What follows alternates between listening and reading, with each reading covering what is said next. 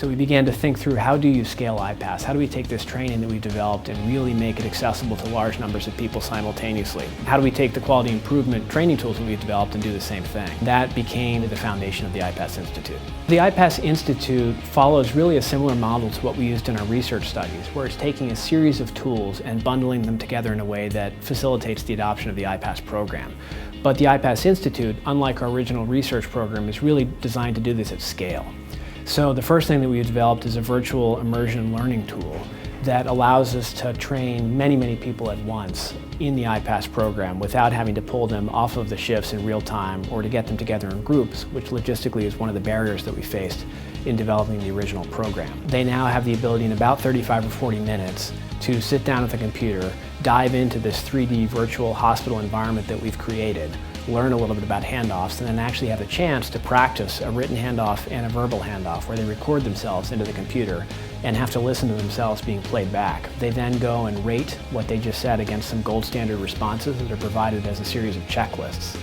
And that opportunity to practice a handoff, they similarly practice receiving a handoff and doing a synthesis, allows us to disseminate the program very rapidly throughout hospitals.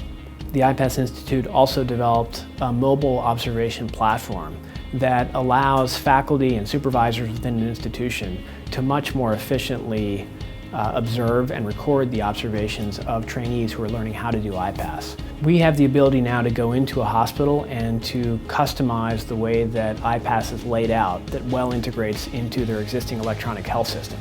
We can either do this by working with their IT folks internally to make modifications to local versions of Cerner or Epic or any other system, and we also have access to a series now of external applications that can potentially bolt onto those systems and do it from outside. That sometimes is a more flexible solution for institutions, but really which one a hospital prefers is based on the workflow of the doctors and the nurses in that hospital, and it's really something that's very individualized. We really learned a lot through trial and error of initially our single center study and then a 9-center study and then tens of hospitals at a time. And we have, through those experiences, a series of very experienced mentors and coaches who can go into hospitals now and guide those institutions through every step of this process.